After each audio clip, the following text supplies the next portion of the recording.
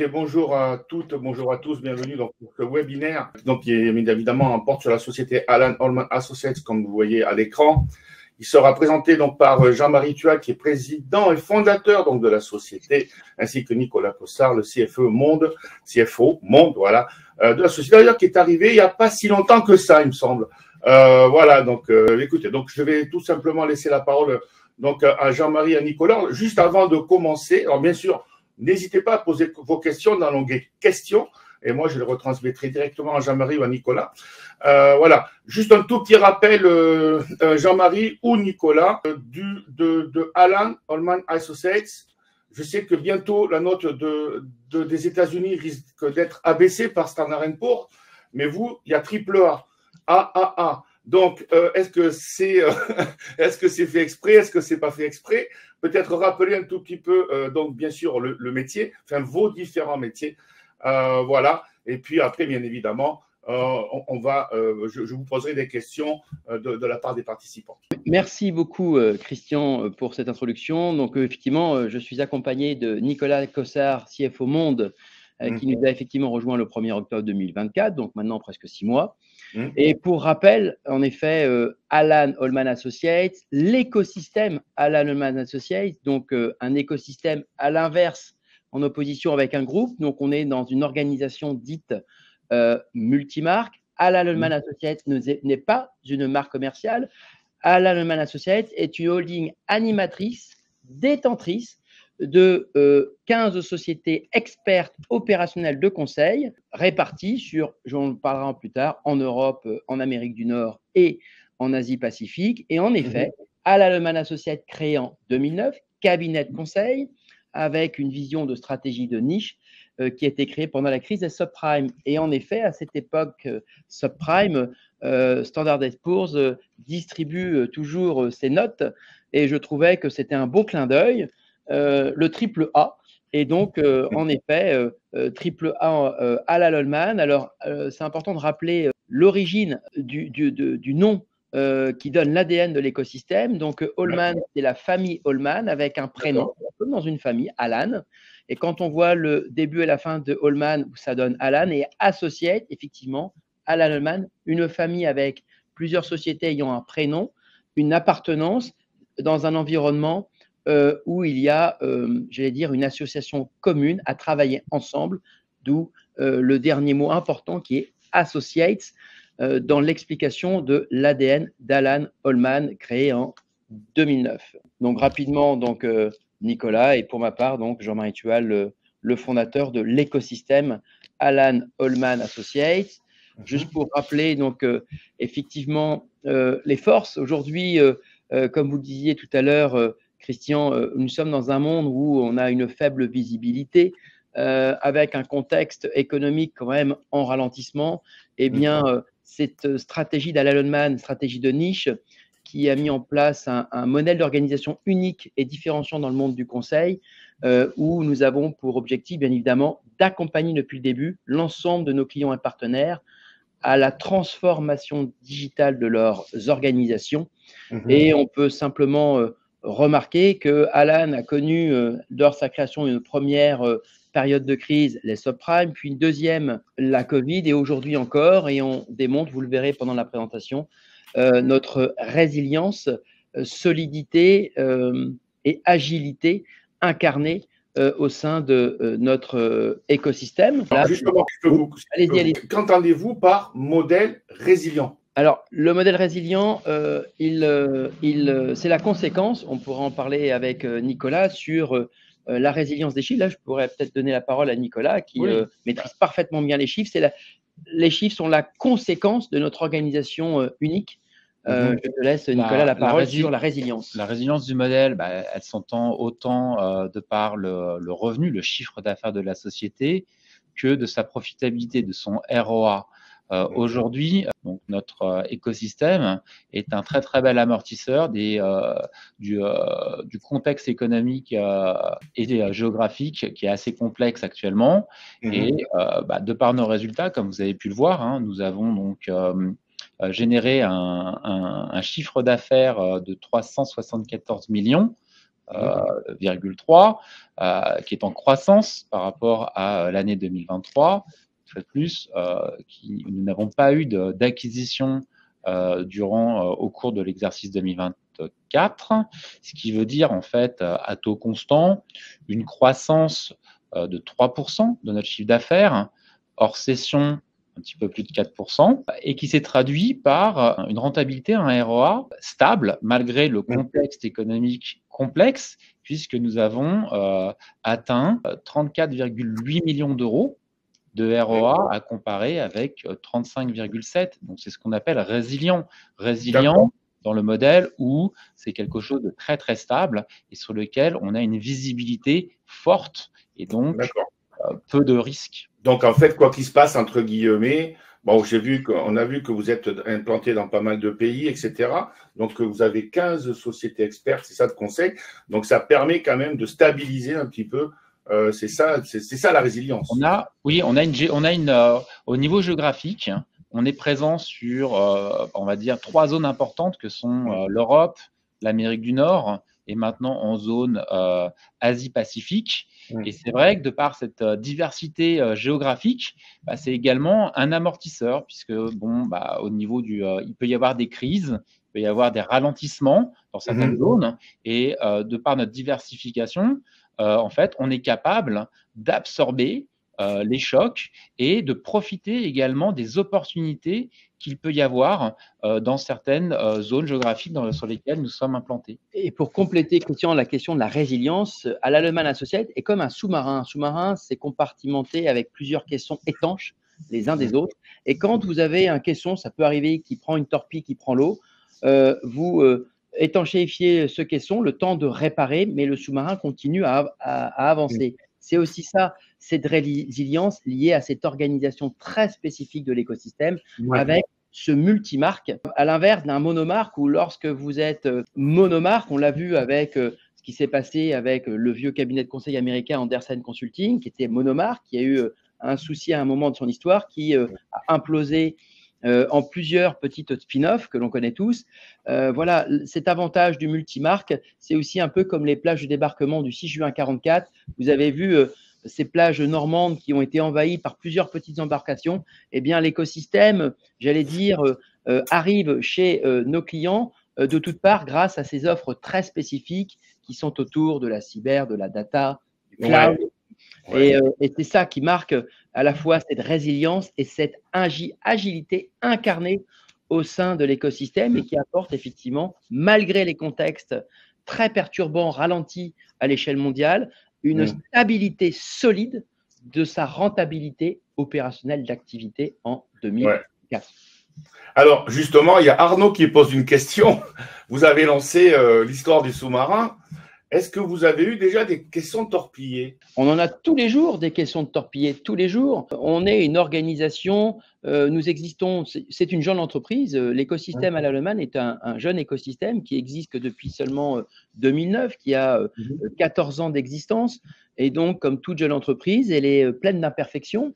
Donc oui, il est arrivé que certains caissons prennent l'eau. Je m'explique, quand il y a eu la crise Covid, certains cabinets experts avaient une dépendance cliente et dans ces moments-là, ça a provoqué un ralentissement de ce cabinet spécifique, mais grâce à l'agilité et l'organisation spécifique de cet écosystème, les autres cabinets indépendants de marque forte ont apporté leur diversité client et donc grâce à la solidité de notre portfolio client, on a apporté la diversité à ce cabinet. Voilà, à l'époque, ce cabinet travaillait beaucoup avec le client Accor. Et je ne fais pas de dessin. Quand il y a eu la crise Covid, Accor a eu de grands bouleversements qui nous ont impactés dans ce cabinet en particulier. Eh bien, on a apporté une diversification de son portfolio de clients, son portefeuille client. Et voilà, à titre d'exemple, ça peut être aussi une autre origine, c'est des technologies vieillissantes. Quand vous travaillez à titre d'exemple, alors c'est peut-être pas le meilleur des exemples, mais quand vous faites un peu de gros systèmes, de l'AS400 ou du COBOL, si vous ne prenez pas votre virage technologique, vous pouvez avoir un ralentissement. Nous avons eu ce ralentissement que nous avons compensé grâce à des formations très pointues pour amener nos consultants sur des technologies ultra innovantes. D'accord. Donc oui, cela arrive et ça va sûrement arriver demain, mais grâce à cette organisation multimarque, heureusement, l'avantage d'être multimarque, ça n'arrive pas tout en même temps, comme dans une organisation monomarque. Et le multimarque apporte cette agilité de pouvoir rebondir en temps réel. Et même si le marché est extrêmement dur et ralenti, on aura toujours une réponse à nos clients. Et puis là aussi, on a deux autres éléments. On est présent sur les 3 zones les plus riches de la planète, l'Amérique du Nord, l'Europe et l'Asie-Pacifique, qui sont quand même des zones riches. Et on a la chance de travailler avec des clients robustes, qui sont la santé, les marchés publics, l'énergie, mais aussi la défense. C'est sûr, le secteur public, pour nous, maintenant, correspond à un petit peu moins de 17% de notre chiffre d'affaires. En 2021, ça pesait 9,6%. Donc, en fait, on a quand même eu quasiment un quadruplement de notre chiffre d'affaires, puisqu'aujourd'hui, ça correspond à 62 millions d'euros. Quand on regarde également au niveau de l'énergie, on est passé de 4 à 6 pour atteindre maintenant un chiffre d'affaires de 22 millions. Et actuellement, on commence à prendre des positions au niveau, dans le secteur de la défense. Dans ce secteur de la défense, on a des clients significatifs, Bombardier, Safran, Thales, et pour ne citer que, il y en a beaucoup d'autres. Et autre chose, pour donc créer en pleine crise subprime, donc on montre notre capacité résiliente. Et puis il y a eu cette crise grave quand même, la Covid. Et qu'est-ce que l'on a fait pendant la Covid? Le 9 avril 2021, on a décidé de rentrer en bourse, Euronext Paris, par la porte d'un RTO, d'un reverse takeover, prise de participation inversée, pour justement. Alors tout le monde me dit, mais pourquoi vous avez été coté en bourse? Quand vous êtes coté en bourse, ça apporte une grande transparence, une véritable visibilité des marchés, une belle visibilité et à la fois beaucoup de dynamisme. Et cette transparence, cette solidité sur notre capacité à délivrer une transparence totale de nos chiffres à l'échelle mondiale, nous ont permis en tous les cas de fidéliser nos clients grands comptes, mais aussi de capter de nouveaux clients. Et quand vous travaillez dans les entreprises des multinationales ou du secteur de la défense, le fait d'être coté en bourse est un élément extrêmement rassurant pour les marchés, encore plus aujourd'hui qu'hier. Et puis, ça nous a facilité l'attractivité de candidats, l'activité de clients, la fidélisation, mais aussi c'est un outil de partage de la création de valeur. Nous avons créé des actions FCPE, partage de la valeur via cette cotation en bourse. Ouais, surtout que vous faites partie du compartiment B et donc du coup donc de l'Eurolist, qui est le marché officiel réglementé par Euronext, et donc du coup vous êtes obligé de publier tous les 3 mois. Exactement. D'affaires, résultats, etc. Donc, tous les 3 mois, résultats semestriels. D'ailleurs, il me semble que le prochain, c'est le 23 avril, chiffre d'affaires T1 2025. Exactement. Ah. Oui. Qui est donc simplement, voilà, donc c'est vrai que le fait d'avoir plusieurs pays, plusieurs monomarques, entre guillemets, donc multimarques, en fait, ça vous permet d'être peut-être souple, flexible, et donc de mutualiser peut-être les risques. Exactement. Surtout dans cette période actuelle où on est vraiment, bon, ça n'a pas duré ad vitam aeternam, mais bon, cette période d'incertitude faite par nos amis les Américains. Quoi. La diversification géographique, par exemple, si on prend dans la zone APAC, on sait qu'il y a eu un ralentissement dans le secteur bancaire, par exemple, au niveau de Singapour. Et le fait d'être présent au niveau de Hong Kong nous a permis de plus que de compenser ce ralentissement singapourien. Donc ça, c'est une des grosses forces de notre écosystème. Ok. Donc là, on voit des marques fortes à l'écran. Et des domaines d'expertise. D'accord. On peut, ça c'est très important. C'est ce qui marque notre différence. Encore une fois, c'est important de le signifier. Nous ne sommes pas un cabinet généraliste, surtout pas. Nous ne courons pas systématiquement derrière un chiffre d'affaires. Au contraire, nous courons derrière de la création de valeur. Et cette création de valeur, elle est orientée de différentes manières. Alors, systématiquement autour de l'accompagnement à la transformation digitale de l'ensemble de nos clients dans leur organisation. Aujourd'hui, la transformation digitale est quelque chose d'absolument incontournable à l'échelle mondiale. Donc, on a de belles années devant nous, plusieurs décennies devant nous pour justement assurer cette transformation digitale partout. Et puis, comme on le sait, dans cette période délicate, elle est en remise en question et, j'allais dire, dopée, boostée par l'arrivée de nouvelles technologies comme l'intelligence artificielle. Aujourd'hui, l'IA a déjà fonctionner l'ensemble des bases de données, j'allais dire, humaines et naturelles. Aujourd'hui, on est sur de l'IA artificielle, des bases de données artificielles pour enrichir cet environnement. Et ce qu'on voulait vous montrer sur tous les cas sur ce slide, c'est vraiment nos compétences au travers des marques fortes sur des sujets de prédilection, notamment notre marque forte Altea sur cabinet de conseil de très haut niveau dans le SIRH, des cabinets très spécialisés au travers de la smart automation, robotisation des processus, très sollicités sur les marchés. Aujourd'hui, depuis la Covid, on voit le télétravail s'est énormément développé. Derrière cette action, il y a eu beaucoup de projets en cours et futurs en cybersécurité. On voit ce problème des gouvernements, des hôpitaux, des entreprises privées attaqués perturbés par des attaques extérieures. Donc, on voit bien que notre volonté forte d'apporter le meilleur sur la partie cybersécurité est un véritable sujet d'actualité. Aujourd'hui, en période économique serrée, il faut vendre, mais pour vendre, il faut connaître parfaitement bien ses clients et de quelle manière, en ayant une belle data. Et on voit bien que l'offre data, en cette période délicate, tendue, est plus que nécessaire.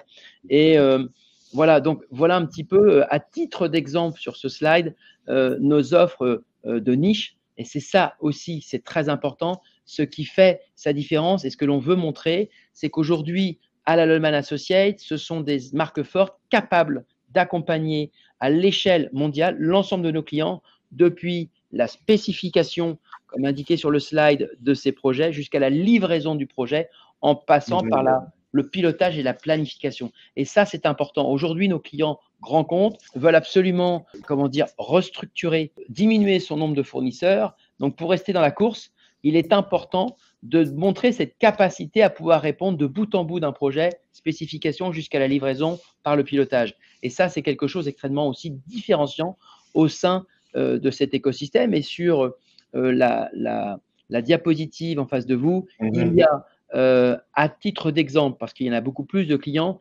vous voyez la diversité de notre portfolio robuste de clients avec un code couleur qui montre ce code couleur, ce sur quoi nous souhaitons aller, bien évidemment en jaune, jaune-marron, l'industrie santé, pharmaceutique, le secteur de la défense qui a le vent en poupe en cette période, j'allais dire, un peu tendue à l'échelle mondiale et délicate.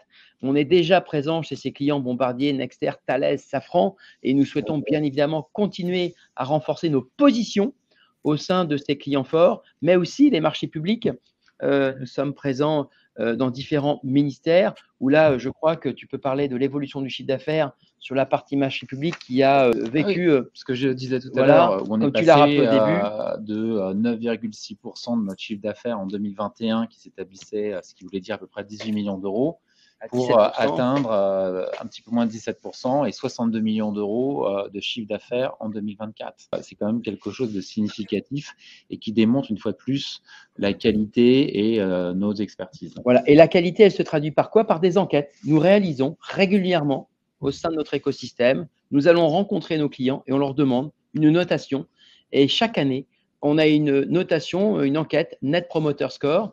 Et vous pouvez voir sur cette diapositive le niveau de satisfaction d'Halal Ollman Associates, son écosystème, en comparaison, en benchmark avec d'autres, dont j'ai mis la première lettre, à vous de deviner, qui ont des activités similaires aux nôtres. Mais on voit quand même que derrière cette approche solide, résiliente, agile et différenciante, il y a un résultat de satisfaction client dont on peut être fier. Mais encore une fois, c'est jamais acquis. À nous de nous remettre en question. Et c'est ce que l'on essaye de faire chaque année. Je ne sais pas s'il y a des questions sur cette thématique. Non, c'est simplement un genre de trust pilote interne, en fait.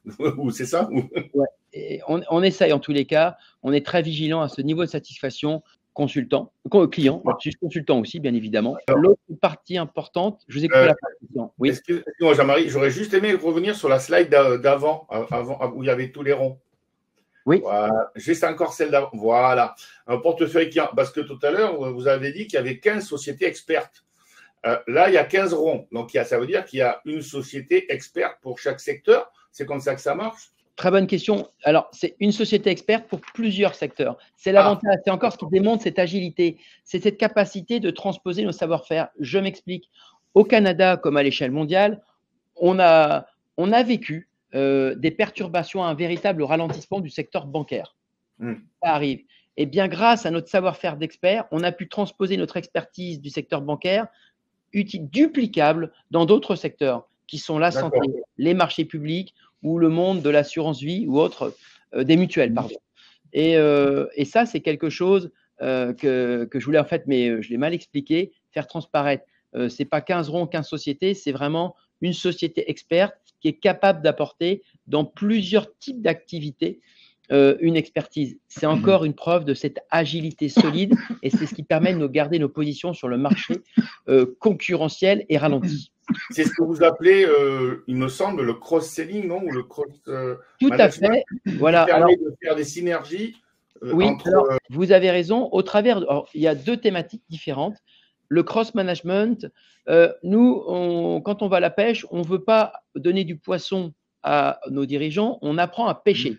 C'est le cross-management et en fait, on tire la leçon des best practices de chacune de nos marques. Chacune de nos marques fortes a un savoir-faire plus fort que d'autres et on le partage, on le diffuse grâce à des opérations de cross-management qui sont traduites au niveau de séminaires régionaux, séminaires monde, séminaires pays, où nous croisons justement ces forces, ces facteurs clés de succès pour justement stimuler l'échange du best practice, donc du cross-management. On apprend à nos équipes, quelles qu'elles soient, front, middle back, à pêcher. Voilà, ça c'est important. Et l'autre élément, vous avez parlé du cross-selling. Le cross-selling, là, c'est autre chose, c'est d'apprendre avec cette expertise à stimuler nos dirigeants à la tête de chacune de ces marques à aider son prochain. Et ça, c'est stimulé par différentes approches. Grâce à des bords de croisée, nous réalisons régulièrement des bords de croisée entre le cabinet qui présente trimestriellement comme une société cotée en bourse, ses chiffres, mais à d'autres sociétés ayant des points communs business, portfolio. Et c'est à ces moments-là que nous réalisons, nous stimulons le cross-selling. Mais encore une fois, ce que je vous dis sur la partie cross-selling, l'entreprise est jeune. Il y a un énorme levier futur. Là, je parle pour les investisseurs. Le cross-selling n'est absolument pas optimisé. Il y a encore beaucoup de choses à faire.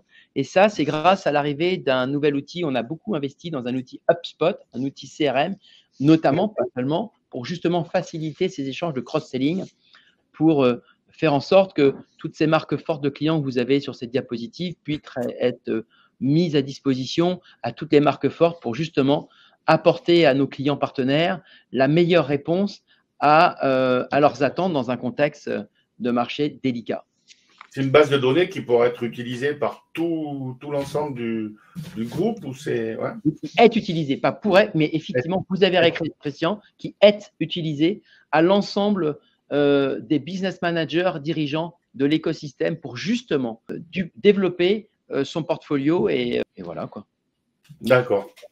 Ok, donc comme ça c'est plus clair. Ok, merci. Alors quelque chose d'important que je n'ai pas dit, je voudrais voilà, c'est important pour parler des expertises. Encore une fois, Alan Holman est un cabinet d'experts avec une stratégie de niche qui est développée de plusieurs manières. Aujourd'hui, une expertise, il faut l'améliorer. On a, ça s'appelle un centre d'excellence d'experts qui sont là pour faire améliorer des offres. Quand vous travaillez dans le monde de l'accompagnement à la transformation digitale, j'allais dire, vous avez un nouvel outil, un nouvel entrant, une nouvelle technologie qui arrive. Et il est vraiment crucial de pouvoir former en réel l'ensemble de nos dirigeants, consultants à la pointe de la technologie et de leur expertise grâce à ce temps d'excellence. Voilà, donc ça c'est important et nous déployons ces offres d'excellence à l'échelle internationale. Ça c'est important, mais en même temps que le développement d'offres d'excellence, il est important. Nous nous structurons. Nous sommes une société cotée en bourse ISO 9001, très important, et aussi ISO 27001. Ça c'est quelque chose qui est crucial pour les référencements grands groupes, accompagné aussi d'une politique RSE extrêmement soutenue, RSE, EcoVadis, sur lesquels nous sommes très vigilants. Et bien évidemment, dans cette politique RSE qualité, la bienveillance de l'ensemble de nos équipes, que l'on soit consultant, manager ou alors fonction partenaire au service de l'entreprise, on est très sensible à l'ambiance sociale, oui, au bien-être de l'ensemble de nos consultants. Et il y a chaque année, alors chaque mois, il y a un indicateur social qui est suivi, mais une fois par an, il y a un cabinet extérieur Il y a Great Place to Work qui vient mesurer cet indicateur d'ambiance, mais aussi Happy at Work. Et depuis 2016, nous sommes labellisés Great Place to Work, labellisés Happy at Work, et on est souvent dans le top 10, top 5 de cette notation Happy at Work. Donc ça, c'est important. Fidéliser ses clients via une enquête Net Promoter Score, c'est bien, mais fidéliser sur la durée l'ensemble de nos talents, c'est aussi important. Et puis de développer ce côté attractif. Voilà ce que je voulais aussi parler sur cette diapositive avec ces offres dont j'ai déjà parlé, la data, le cloud, la cybersécurité. Voilà, ça c'était important de le développer pour vous.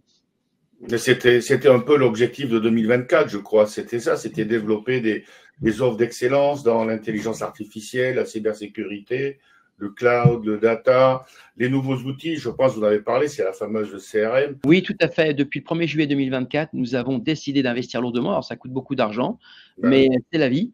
C'est important de déployer une formation individuelle à l'ensemble de nos consultants, de nos équipes, que ce soit front office, back office ou middle office, sur une formation pointue en intelligence artificielle à l'échelle mondiale. Donc ça a été très important. Ça fait partie des investissements 2024. Il y en a eu d'autres. Mais il y en a eu plein d'autres. On a aussi dans l'immobilier.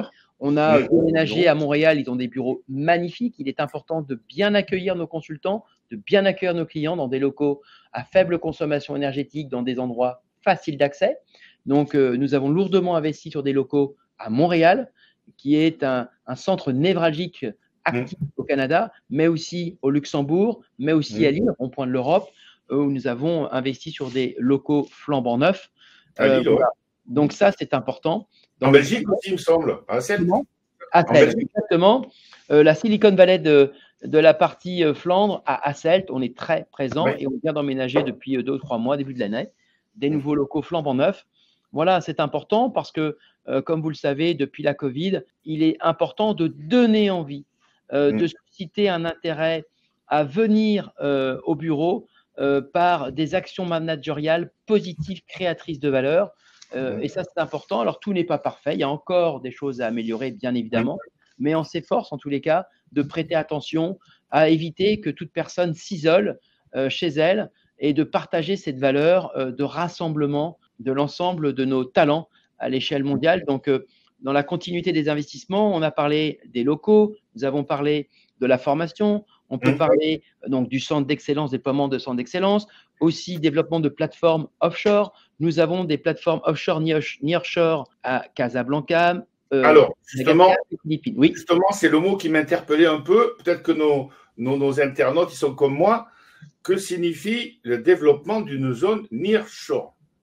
Alors, aujourd'hui, quand vous travaillez avec des multinationales, on ne peut pas citer le nom de la banque, mais vous avez beaucoup de banques françaises ou autres qui ont beaucoup développé leur activité, par exemple, en Espagne ou au Portugal, et qui étaient très localisées en région Île-de-France, qui a décidé de déployer quelques fonctions achats en dehors du territoire français. Eh bien, nous les avons accompagnés localement pour mieux répondre à leurs attentes. Voilà, donc ça, c'est important. Et géographiquement, on va dire que le nearshore est à 1 heure, 1 heure et demie d'avion. Donc, ce n'est pas très loin. Casablanca est proche du Portugal. On a essayé d'y apporter une proximité. Et pourquoi? Parce que au Maroc, vous avez de très belles écoles d'ingénieurs de très grand niveau, de fortes compétences. Et quand vous avez un bassin d'ingénieurs asséché comme il l'est en France, il est très agréable de pouvoir collaborer, travailler avec des sociétés que nous avons créées, des partenaires, pays à Madagascar, aux Philippines. Alors, pour l'Europe, c'est Casablanca. On est très présent à Casablanca. Sur la partie Asie-Pacifique, c'est plus, on va dire, la zone Malaisie, Philippines. Voilà.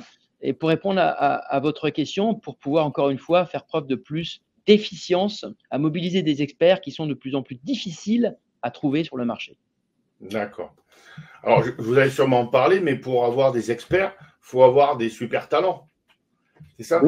Oui. Et donc, il faut recruter dans chaque entreprise experte, donc qui va conseiller. Oui, il faut recruter les talents, il faut les garder. On a gagné des batailles, mais jamais la guerre. Et effectivement, pour recruter les meilleurs, des experts, il faut d'abord donner envie. Donner envie par justement toutes ces thématiques indicateurs sociaux, mais aussi expertise. Ils sont attirés par la bonne ambiance, une expertise forte et des projets. Donner une visibilité, carrière, un sens à la carrière de nos talents. C'est important aujourd'hui de donner un sens à la carrière. Lorsque nous faisons un bilan annuel chaque année avec l'ensemble de nos consultants, on ne regarde pas seulement la performance qu'il apporte chez le client. Bien sûr, elle est observée, mais on demande toujours à nos consultants, d'abord, êtes-vous heureux au sein de l'écosystème Alain Lemain ou dans votre cabinet respectif? Est-ce que le fait d'être chez nous, vous avez une visibilité carrière, un sens à votre carrière professionnelle? Êtes-vous reconnu au travail que vous réalisez? Et là-dessus, on y travaille avec eux. Alors là aussi, tout n'est pas parfait. On ne peut pas répondre dans un contexte pas simple, tendu à tout, mais en tous les cas, on s'efforce de s'améliorer grâce à ces enquêtes d'indicateurs sociaux et des enquêtes de cabinets extérieurs comme Choose My Company pour Happy at Work, où je peux vous assurer que c'est une enquête totalement anonyme, où il n'y a aucun filtre, puisqu'on n'a pas accès à savoir qui a répondu et ce qu'ils ont dit. On sait juste le résultat des différents indicateurs sociaux sur justement cette création de valeur, suivi le niveau de satisfaction, suivi de reconnaissance, c'est important. Et il y a un autre indicateur qui est important, c'est celui de donner envie aux autres de nous rejoindre. Oui, d'être promoteur. Promoteur. Juste comme ça, il y a un profil spécial ou il y a plusieurs niveaux de recrutement? On considère que en période tendue, nos clients veulent les meilleurs. Alors, je ne vous cache pas que… Alors, il y a de belles écoles. Alors, bien évidemment, vous avez les écoles groupe 1 très connues dans les écoles de commerce, écoles d'ingénieurs. Ouais.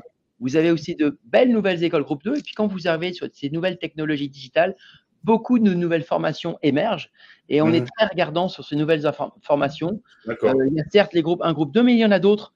Et donc, on s'efforce en tous les cas d'aller voir des écoles où il y a un véritable suivi programme de formation pointue. Et c'est pour ça que nous accueillons chaque année, avec des partenariats forts en amont avec les écoles, beaucoup de stages de fin d'études, mais pas seulement, d'avant-dernière étude. Voilà, et ça, nous y sommes très attachés.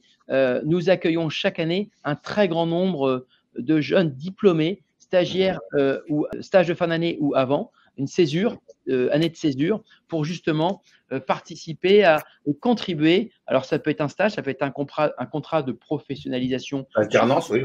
Alternance. On s'adapte. Et là, encore une fois, dans la population que nous avons, vous avez des écoles d'ingénieurs, des écoles de commerce, des écoles universitaires. Mais c'est vrai que pour répondre à votre question, une grande majorité sont Bac+5. Pour une grande majorité. Il est important d'avoir des personnes très diplômées avec une capacité de maîtriser plus de 2 langues, puisque travaillant avec une multinationale, on ne parle pas que le français, bien évidemment. Il faut rappeler que… Peut-être rappeler beaucoup qu'on investit énormément après dans la formation, malgré le fait que ces gens qui ont un Bac+5 nous rejoignent, on continue à les former, à investir énormément. On a en interne, mais également en externe.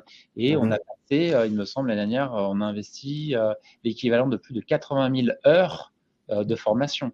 D'accord. C'est quand même un élément, ça représente également un coût, mais c'est également gage de qualité pour nos clients. Et puis, je vous ai dit, on accueille majoritairement, oui, des Bac+5, mais nous n'avons pas que des Bac+5. Eh bien, on leur apporte pour justement, aujourd'hui, vous avez des passerelles où quand vous avez exercé plus de 5 ans ou 10 ans d'expérience professionnelle de pointe, vous avez le droit, grâce à ces passerelles via le CNAM ou autres formations, à acquérir des équivalences. Comment? Oui, c'est ça. La validation des acquis professionnels. Voilà, validation des acquis professionnels.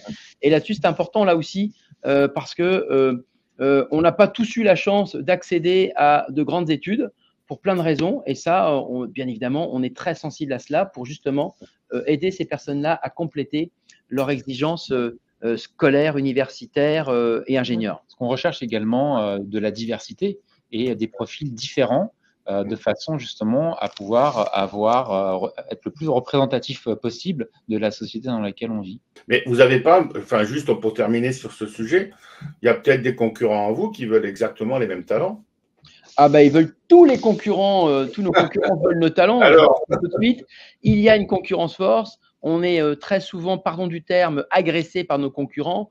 C'est évident. Mais bon, ça fait partie des règles du marché. À nous d'être vigilants, proches de nos talents pour justement les motiver à rester à nos côtés et continuer à nous faire confiance comme ils l'ont fait depuis le début. Et vous voyez, sur cette diapositive, je vous montre les différents partenaires de formation. Nous avons une académie, Alan Holman Associates Academy, qui a des formations certifiantes, qui est Calliope, en partenariat avec de grandes écoles internationales. Donc ça, c'est important. Et je sais que nos talents sont très sensibles à cette politique RSE. Nous sommes EcoVadis bronze, donc ça, c'est important. Et puis avec ce centre d'excellence qui rassemble les meilleurs experts de l'ensemble de l'écosystème, justement, pour donner de la visibilité, perspective de carrière aux plus jeunes, en disant voilà ce que vous pouvez devenir demain. Et puis, vous avez aussi sur cette diapositive, nous étions l'année dernière quand même 3e place monde au niveau de la reconnaissance, la bienveillance, avec, je cherchais le terme, recommandation. Voilà, on a une amélioration continue de la satisfaction, du bien-être et de la recommandation. Beaucoup de nos consultants et talents, pas seulement, front, middle, back office, recommandent à leurs amis, familles de nous rejoindre. Donc ça aussi, on en est fiers.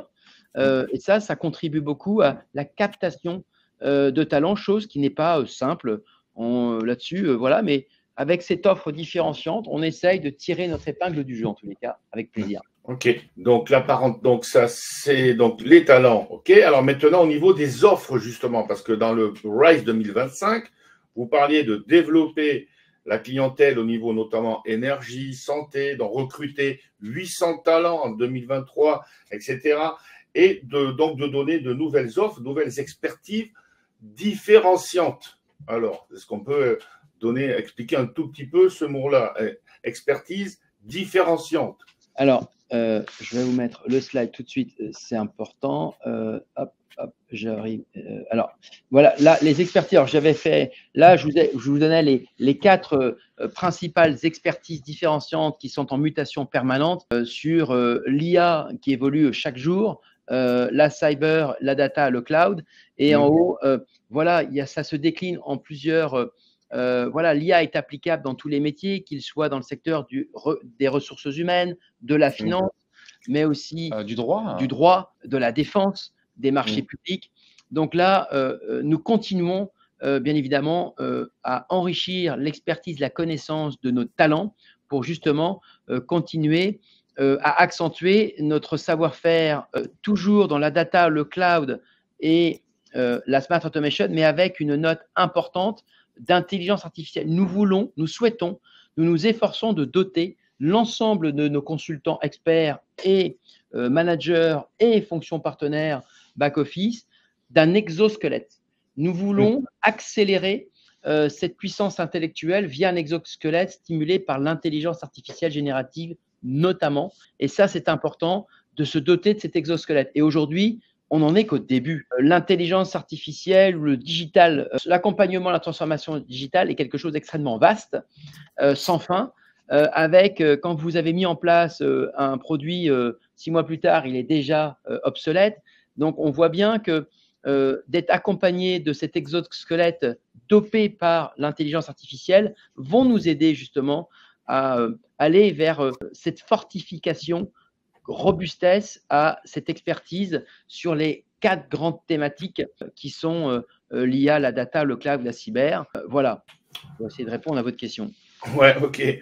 Alors, toujours dans ce fameux RISE 2025, il y avait également le développement, donc on en a parlé un petit peu tout à l'heure, géographique, avec notamment de nouveaux territoires qui étaient prévus pour 2025. Vous allez justement nous donner un petit peu la situation à l'heure actuelle.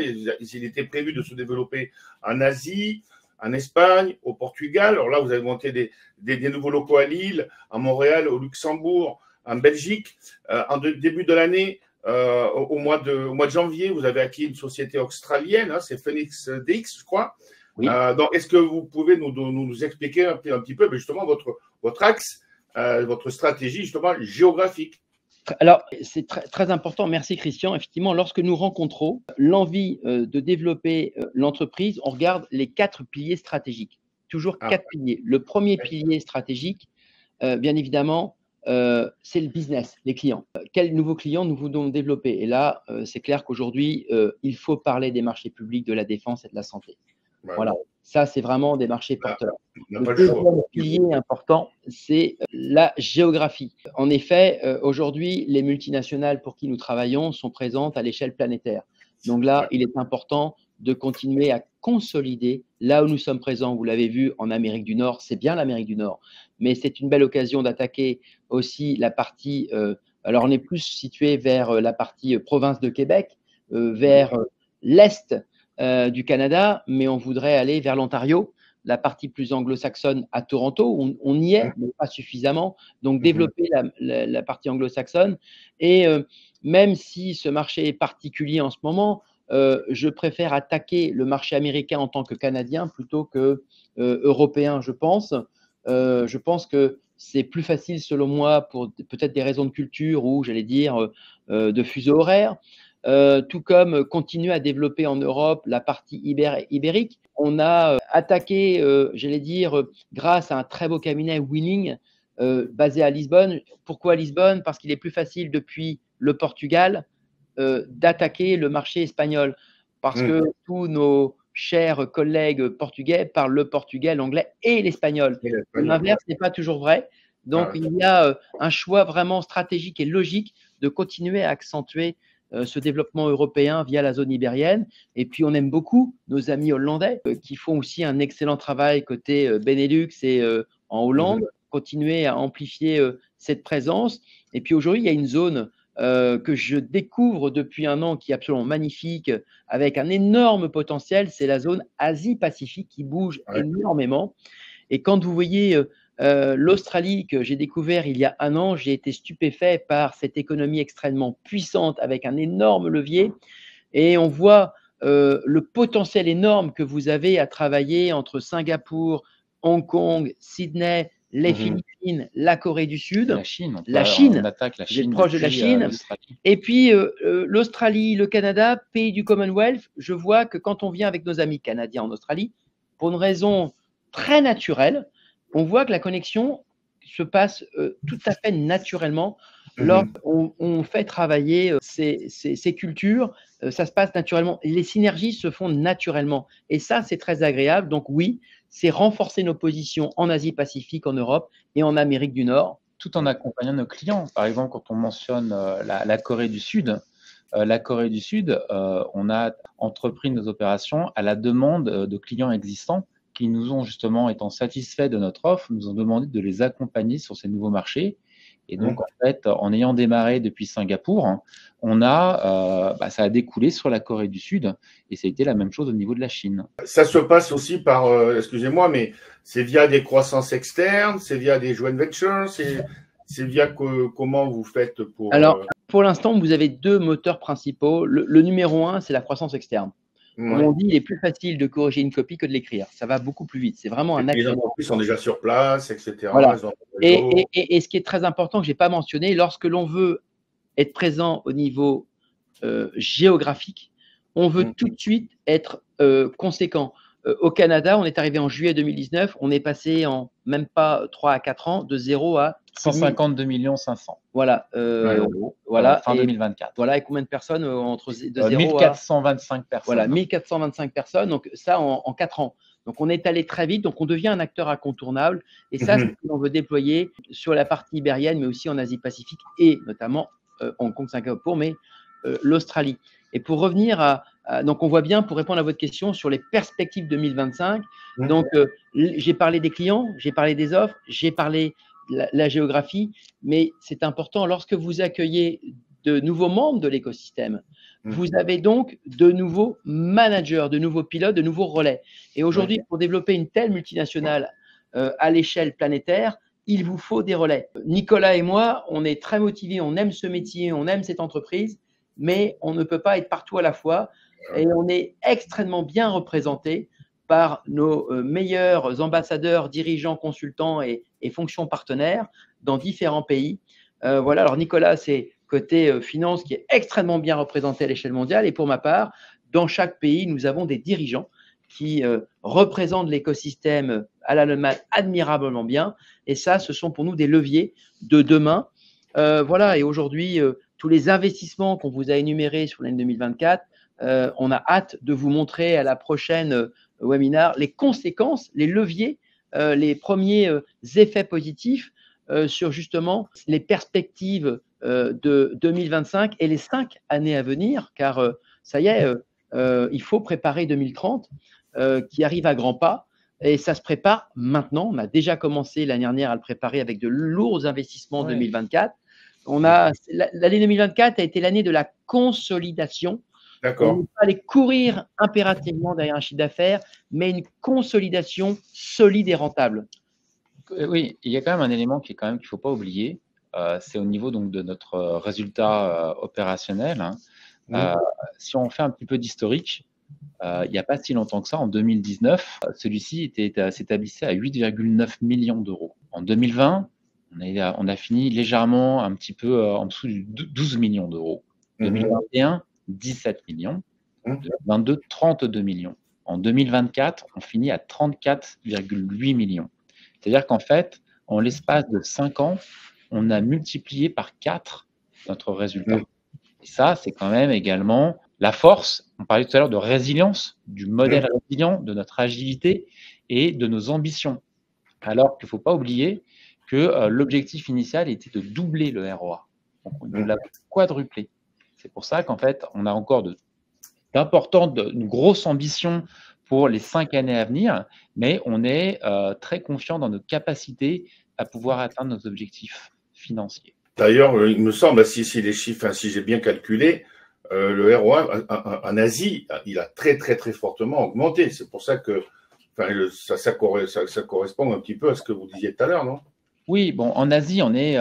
C'est le début. On prend des positions, exactement. Donc, c'est sûr que ça augmente, mais notamment là, avec l'acquisition de la société Phoenix, on va prendre, ça a un effet de tremplin et ça va devenir beaucoup plus significatif.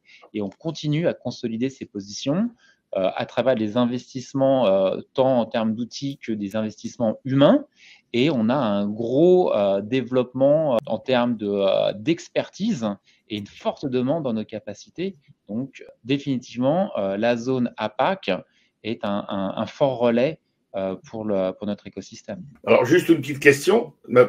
Pour faire tout ça, il faut quand même peut-être renforcer un petit peu vos équipes au niveau de la distribution, du commercial, tout ça, non? Exactement, vous avez raison.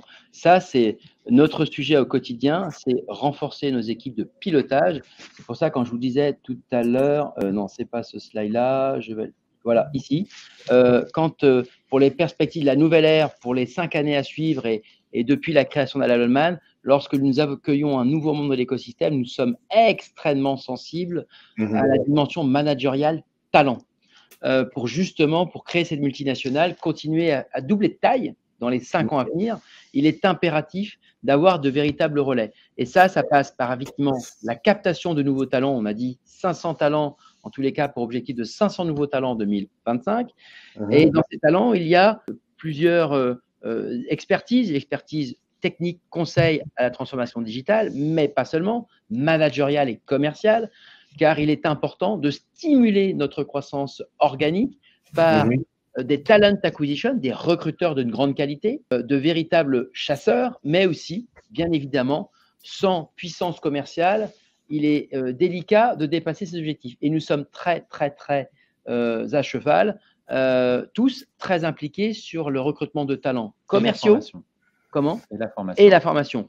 Talent, consultant expertise, business, commercial, et au milieu, c'est important, ce triptyque de la formation permanente.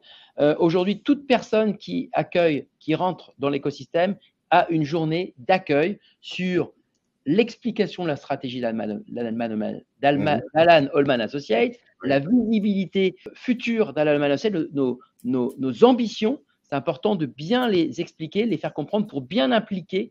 C'est vraiment un management ultra participatif, ultra décentralisé dans ses pouvoirs pour justement accélérer fortement. C'est important, recruter les meilleurs, oui, les former, oui, les développer, mais leur donner la possibilité, les moyens d'y arriver. Et ça, c'est quelque chose d'important.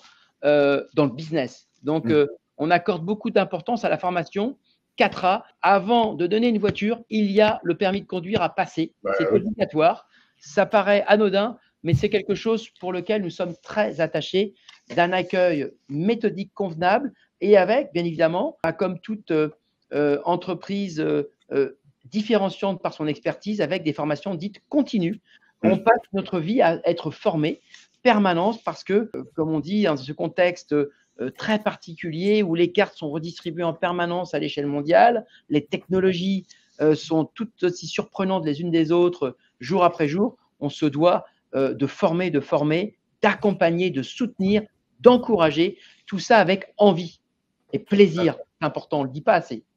Oui. Alors, juste pour répondre à une question, je pense que c'est peut-être Nicolas qui va y répondre. C'est Frédéric, en fait, qui dit, voilà, un ROA s'apprécie aussi en regard du chiffre d'affaires et donc en pourcentage.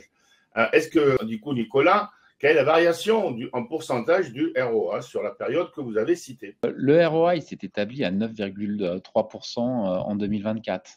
Oui, c'est bien de le regarder en pourcentage, mais bon, d'un autre côté, les investissements, le retour, un salaire, c'est pas en pourcentage. Il s'établit également, on va dire, en valeur. Et quand on redistribue à nos actionnaires ou quand on veut réinvestir, on réinvestit une valeur. Donc, on regarde, on le suit, cet indicateur, mais on est quand même très attaché au ROA en valeur, en euros. Okay. Ce qui est important, Christian, sur cette rentabilité opérationnelle d'activité, en 2024, si nous n'avions pas fait autant d'investissements, bien évidemment, nous aurions pu afficher de plus grandes rentabilités. Mais si vous voulez une vision long terme, stable, solide et rentable, il faut aussi accepter de prendre le temps de consolider, d'investir lourdement. Ces investissements en locaux, en formation, ça a coûté énormément d'argent. En marketing, la partie digitale a été très cher. C'est un gros investissement, mais nécessaire. Donc, c'est pour ça qu'on préfère volontairement surcharger nos frais généraux, nos investissements, pour justement assurer une base solide pour construire un immeuble avec beaucoup d'étages. Mais si cette base n'est pas solide, ça peut devenir compliqué. Et nous avons un mode de gestion très bon père de famille, avec une visibilité sereine, bienveillante, engagée, très engagée. Voilà, on veut rassurer d'abord nos consultants et nos clients et bien évidemment nos investisseurs. Et on a connu plusieurs crises, on va en connaître plein d'autres. Et on montre plusieurs fois que notre organisation très spécifique et unique de cet écosystème est résilient, et ce malgré les changements de contexte économique.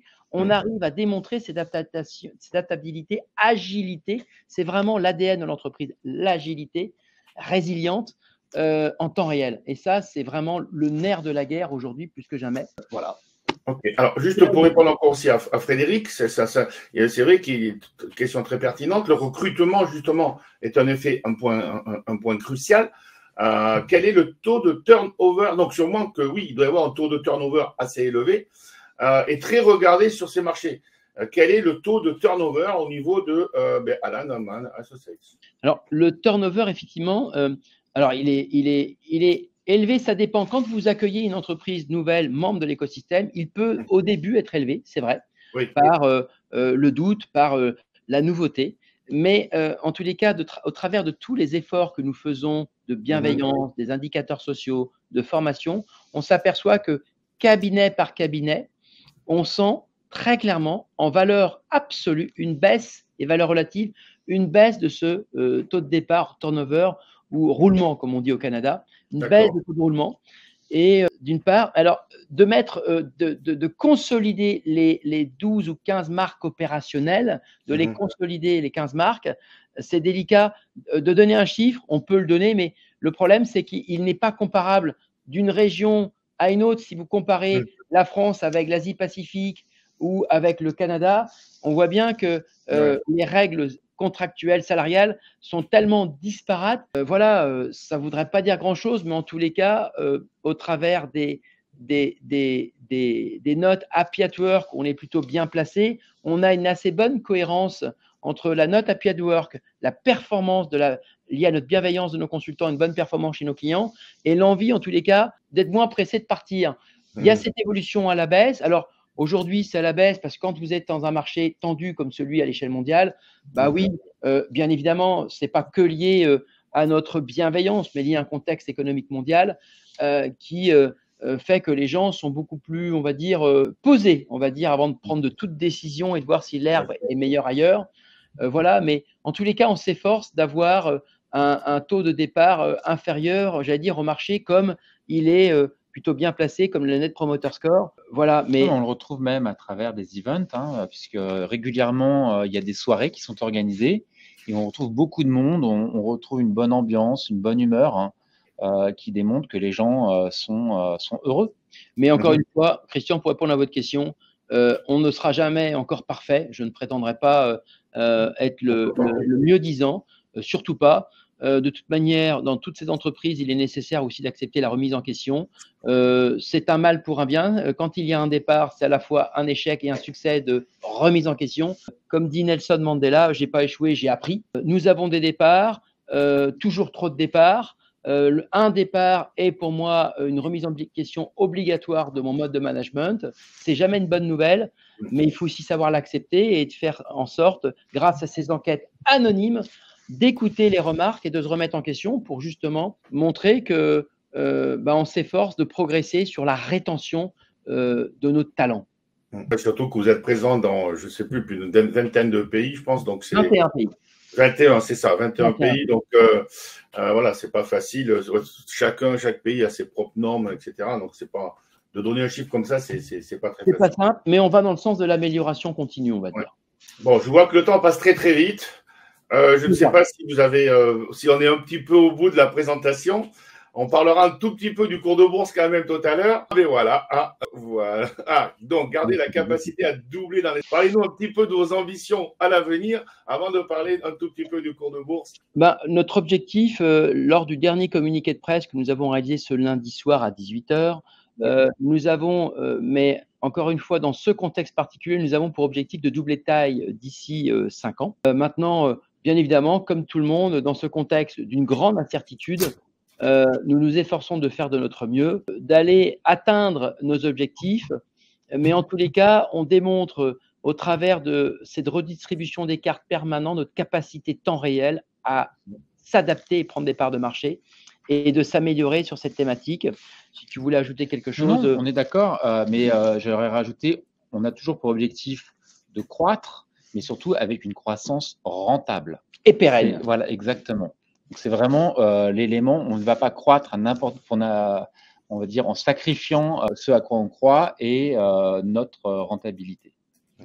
Alors, moi, j'avais juste une question, on n'a même pas abordé le sujet, mais c'est au niveau du dollar, en fait, parce que le dollar, il est passé quand même de 1, on va dire, 0,2, 0,3, enfin 0,3 à 1,9, 1,09 là, donc il s'est pas mal déprécié. Quel est, d'après vous, enfin, quel est l'impact? Bon, je sais que vous êtes implanté un peu partout, donc du coup, vous produisez local, vous avez peut-être un peu moins d'effet de change, sauf peut-être à la consolidation finale pour les comptes. Comment ça se passe? Au niveau du Canada, donc l'Amérique du Nord, comme on disait, représente un petit peu moins de 41% du chiffre d'affaires de notre écosystème, mais la zone nord-américaine représente 51% de notre rentabilité. Donc oui, forcément, on va dire, lors des consolidations, il y a un impact. Après, il faut savoir que on n'est pas dans l'industrie où on importe des biens. Les coûts sont également en dollars. Mais si on devait recomparer par rapport au taux du dollar canadien d'il y a 2 ou 3 ans, on a été négativement impacté. Ça apprécie, ça améliore un petit peu les comptes. Quand le dollar se déprécie, vous le subissez un petit peu. Il y a pas vous ne faites pas une protection, on va dire, le risque de change au niveau du groupe? On a des swaps, on a un certain nombre d'éléments, mais ce que je veux dire, c'est une fois de plus, c'est beaucoup plus nécessaire lorsqu'il y a des achats au niveau international. Aujourd'hui, on a une partie de notre dette qui est en dollars canadiens, qui est adossée aux opérations canadiennes, et les parties en euros par rapport à nos opérations européennes. Donc, il n'y a pas de sujet majeur. Bien entendu, si demain le dollar canadien commence à se renchérir, ça sera tout bénéfice pour notre écosystème. Ok. Merci pour cette petite parenthèse de vise. On va peut-être terminer avec un petit mot du cours de l'action. Vous avez été introduit, il me semble, le 9 avril 2021, c'est ça? Exactement, oui. À 4,60 €, c'est ça? Non, à 1,55 €. À combien? 1,55 € de mémoire. Ah d'accord, alors j'avais carrément pas du tout le bon chiffre. Ok. Bon, aujourd'hui, on vaut 4,80 €, donc le marché baisse fortement, mais vous ne baissez pas. Alors, il y a eu des hauts et des bas, hein, notamment en début d'année, ça a été secoué à la hausse, et puis c'est revenu. Alors, je ne sais pas, j'ai pas regardé l'origine, vous devez sûrement le savoir. Bon, mais là, on est à 4,80 €. Qu'est-ce qu'on peut dire tout simplement? Je sais qu'on ne peut pas expliquer vraiment le cours de bourse, puisque c'est l'offre et la demande, il y a tout un tas de paramètres, mais qu'est-ce que vous souhaitez dire aux actionnaires? On est suivi par un certain nombre d'analystes. Hein. Ouais. Il y a eu une publication lundi par Portzamparc BNP qui est passé à l'achat, qui a confirmé en fait être à l'achat sur notre titre, puisque ça avait déjà été le cas à la suite de la publication de nos chiffres du troisième trimestre. Et donc, aujourd'hui, au niveau de l'achat, ils ont établi une première étape à 6 €. Donc, ça veut dire qu'il y a un potentiel de hausse de notre cours de l'ordre, si on regarde, un peu plus d'une vingtaine de %. D'accord, ok. Et au niveau des dividendes, tout ça, vous avez prévu? Les dividendes, aujourd'hui, il y a toujours, on a versé des dividendes au cours des 3 derniers exercices. Ça sera décidé au cours de l'Assemblée générale. A priori, Juin 2025. Voilà, juin 2025, fin juin 2025. D'accord. Ça sera en AG. D'accord. Donc, dans ces cas-là, on saura à ce moment-là si oui ou non il y aura versement du dividende. Donc, je voulais savoir simplement s'il y avait d'autres questions de la part de participants. On a parlé de beaucoup de sujets. En attendant, peut-être qu'il y ait une ou deux questions supplémentaires. Est-ce que, je ne sais pas, Jean-Marie, par exemple, ou ne pas vous faire un petit résumé. Et surtout, pourquoi investir dans AAA, on va l'appeler triple A. Voilà. Et puis rappeler un petit peu donc les perspectives pour les années qui viennent. Hein. On a vu au niveau sur la slide précédente, est-ce que vous pouvez un tout petit peu faire Oui, alors en conclusion, d'abord, un grand merci, Christian, pour le temps passé avec vous et nos auditrices et auditeurs aux côtés de Nicolas. Un grand merci. Ça fait très plaisir de partager l'histoire d'Alan Holman Associates. Ce qui nous intéresse, c'est quand même le futur. Nous sommes extrêmement convaincus d'un futur positif, comme vous l'avez dit, Christian, au début. Bon, ok, c'est un petit peu tendu, mais ça va finir par s'arrêter. Donc nous sommes très positifs tant sur le futur, tant sur notre modèle économique qui a démontré plusieurs fois sa résilience. On est extrêmement confiants et très concentrés. C'est important, nous restons très concentrés, nous restons humbles aussi par rapport à la situation. C'est important, l'attitude, et puis très concentrés sur nos talents, nos consultants, nos équipes, très concentrés sur la satisfaction de nos clients. Voilà. Ça, c'est pour parler du futur et puis continuer à être vigilant sur ce qui se passe sur le marché, sur les innovations, bien évidemment. Voilà ce que je voulais ajouter en conclusion, en tous les cas, et hâte de vous revoir très vite pour échanger sur l'évolution de l'écosystème Alan Holman, dont nous sommes extrêmement fiers et entouré de personnes extrêmement motivées, professionnelles, humbles et très engagées. Et ça, j'en suis extrêmement fier. Ça fait partie de l'ADN d'Alan Holman Associates. Et on aime ces contextes aussi pas faciles. C'est là où on voit, les vrais marins qui tiennent la barre. Ouais. Et en tous les cas, je peux vous assurer que chez Alan, les gens sont sur le navire, tiennent la barre avec le sourire, la motivation, détermination, ambition et humilité. Monsieur Nicolas, notre CFO Monde, qu'avez-vous à ajouter pour conclure ce bel échange avec nos auditrices et auditeurs? Alors, j'ai juste un truc à demander. Je l'avais déjà demandé en 2023 lors de notre dernier webinaire. Si un de nos internautes, actionnaires sûrement, veut devenir un de vos futurs talents, quelle est la démarche? Que doit-il faire? Quelle est la démarche?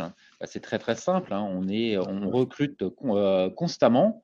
il peut soit nous contacter via le site internet, il peut nous appeler.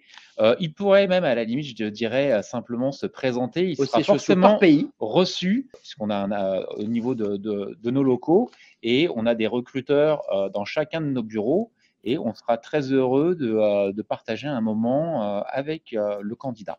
Nous sommes extrêmement motivés à accueillir les meilleurs, les plus enthousiastes, les plus motivés, et avec grand plaisir, dans chacun de nos sièges sociaux, de chaque pays, de chaque capitale, nous sommes présents et vous pouvez compter sur nous sur un accueil efficient, chaleureux, convivial et motivant. Bon, écoutez, il y a eu pas mal de questions de ma part, de la part d'internautes.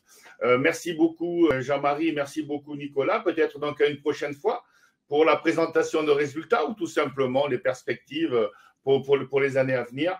Je rappelle aux personnes qui sont encore présentes que l'action dans le mnémonique, c'est AAA qui compte au compartiment B, éligible PEA, PEA, PME. Voilà, donc il y a aucun souci. Voilà, écoutez, merci à tout le monde. Au revoir et peut-être à très bientôt dans les Yvelines, Jean-Marie, Nicolas. Avec plaisir, à très bientôt. Un grand merci à vous et merci de votre écoute et votre patience. Et à très vite, à bientôt pour de belles nouvelles. Voilà, et bien écoutez, au revoir. Je mets fin à ce webinaire et puis à une prochaine fois. Merci à vous toutes. Allez, au revoir tout le monde. Merci, au revoir tout le monde. Merci.